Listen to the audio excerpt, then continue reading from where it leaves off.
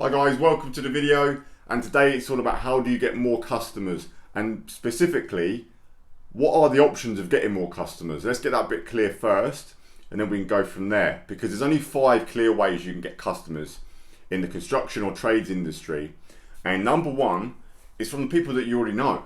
Like, that is the ground zero of getting work, is people that already know you, like you, trust you, know of you, know that you do a good job. So by definition, the more people that you know, the more chance you've got of getting work. So your network is so important, it's very powerful. You need a network full of good people. So if you're always meeting new people and forming new relationships, that is always going to be the best and most easiest way of getting work, because someone always needs something doing. Someone always knows someone who needs something doing. So your network is absolutely everything in this game. Word of mouth is absolutely key to it. So the more people that know you, the easier it's going to be to get business. That is actually my favourite way of getting work, is from people that you already know. Option 2, you can post content and put stuff out on social media so that people can find you and be interested in what you do and then reach out to you. So that's like an inbound method of people coming to you. I think that's the most leveraged. I think that's one of the best, smartest ways to operate in this modern world. That you can put content out, especially on YouTube like this video. It can sit there for years and years to come. It can work for you. It's actually a form of an asset. That's my view of it. Anything digital, it's a digital asset, no different to a property or a business or shares in a company, whatever. Digital content is an asset class that's not really spoken about. But for me, if you've got testimonials, you've got case studies, you've got how-to videos on everything that you do in your little niche, whatever it is, whether it's tiling or installing bespoke furniture, whatever it is, all of those bits of content are little assets where people can find you and then come into your business. Now, it takes time, but it will pay you longer term in the long run. I can guarantee it. Number 3, you can do cold outreach. You know, you can phone other companies that you've seen around, and you go, you know, it might be a main contractor, and you go, right, I do this, I do that. Is there anything we can tender for? Is there anything we can work for? Could be specific portals that you can go on and tender for work, and it's all cold. You can be reaching out to people that have got planning permission on their properties, and you're trying to then put yourself in front of them.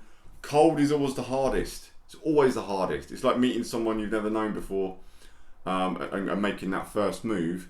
Cold, there's no reference point. It's always going to be the hardest to do, but not to be said that it doesn't work. But it's always going to be the longest, the hardest, take the most time. But it's a method of getting work. You decide which one's best for you. Then number 4 is paid advertising, which in my opinion, a lot of it is a waste of time. A lot of it is in like local magazines and stuff which people don't really read anymore.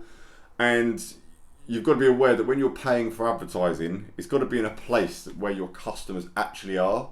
It's no good taking the easy option and going, oh, I'm going to just put it in my local village magazine or whatever, when you're not really going to get the clients that you want from there. Maybe, I don't know, it depends on what your actual business is.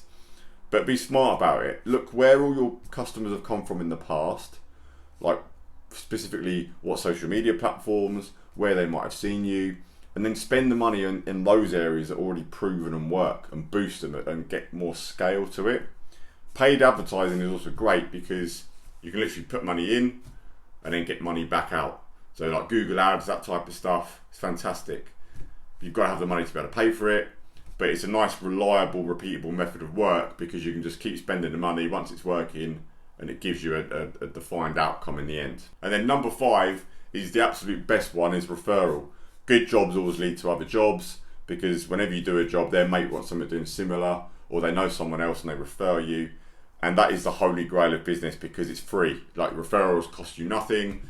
You're pretty much in there straight away. If someone's referred you, it's not really going to be an argument of getting multiple quotes and prices, because you're going to be up there as a referral and as a testimonial of someone else that you've done work for. Now, what I would say, if you're not getting referrals, that tells me there's an issue somewhere. Like, the job you're doing or the service you're providing is not quite good enough, because people will always talk positively of a great service and a great job. So if you're not getting referrals, something way down the line is wrong. Like, there's something needs addressing earlier on in the journey of the work you're doing and what service you're providing because you should be getting good referrals. Because people talk all the time, but referrals is the best one because that's the one that you can build on the most. It's the one that's free, doesn't cost you anything, and it just helps you grow the business massive.